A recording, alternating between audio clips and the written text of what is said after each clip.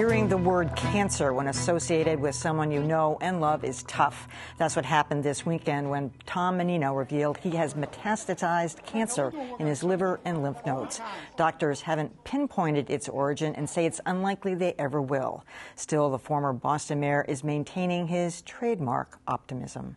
I got a lot of things I want to do. I'm running a program at Boston University, and I want to be part of that. I have 6 grandkids I care about, and I'm going to keep on moving. I'm not going to stop. I look forward to healthy life afterwards, and I'm very confident on this. Mayor Menino returned to work at Boston University today, and another familiar face is also back on the job. WBZ reporter Bill Shields is now back to work full-time after receiving a grim cancer diagnosis in October. He shared his health news with viewers in January after a 2-month absence. You might have noticed in the last couple of months I disappeared. Well, I was doing a little dance with lung cancer, but the good doctors at Dana-Farber have me back on my feet now, although they don't have my hair growing back yet, but that'll come. All right, on Friday, Bill announced that after an aggressive regimen of chemo and radiation, he is cancer-free. That is just amazing. We had John Keller over here on Friday, and he was just doing a dance in your honor. Well, you know, I only credit the doctors and the therapists and the technicians at Dana-Farber. They're just amazing people. I had a very bad diagnosis early on, and the doctors, 2 young oncologists, said we're going to attack this, and they did aggressively with chemo and radiation. And I can't say enough about the therapists down in radiation, surrounded by lead walls every day doing their work. They got rid of it, and the infusion nurses who, I think about those nurses every day that, excuse me, are giving people chemo. Half those people probably might not make it, and those nurses are so dedicated and smiling all the time. They were just great. We should get this out of the way because you fully confessed that you were a smoker, a long-time smoker. So, I mean, it was likely like smoke-related. But why did this disappear? I mean, normally, quite honestly, a lung cancer diagnosis is a very grim one. Yes, and I was told that in the beginning. Why did this go away? Other than the oncologists, I don't know, but they specifically treated my lung cancer. The chemicals nowadays are much better than 20, 30 years ago. The technology they have for the radiation, Emily, is phenomenal. With they use computers to guide the laser, the radiation beams to exact places, and they doubled me up so that, in effect, the cancer didn't have a chance. You know, as long as I made it, the cancer wasn't going to make it. So did you have surgery also? No, it was inoperable. So that was not an option.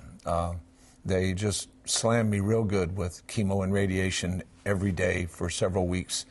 And my hope is that the mayor has similar results with similar doctors there, because you just can't do any better than Dana-Farber. Well, now, as you were telling me earlier, though, yours had not metastasized. No. And it makes a big difference.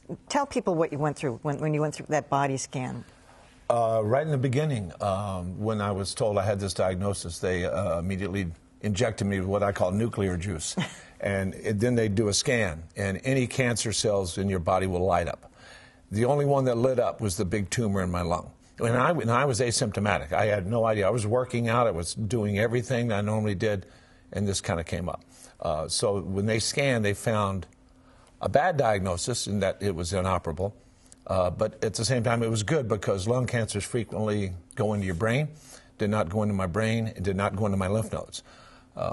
So I'm just glad Tom Menino's going to Dana-Farber. Yeah. On the other hand, they don't know, whenever they know a primary source, because as you know well now, if you get treated for a cancer that you don't have, while it may have an effect on that tumor, if it's not targeted to specifically the kind of cancer it is, it can be kind of a search lost cause. And in my case, they targeted that cancer with the drugs and the radiation they thought would work, or they hoped would work. One of the oncologists told me that, in the beginning, that the deck is stacked against you. And I said, well, deal the cards. We'll see.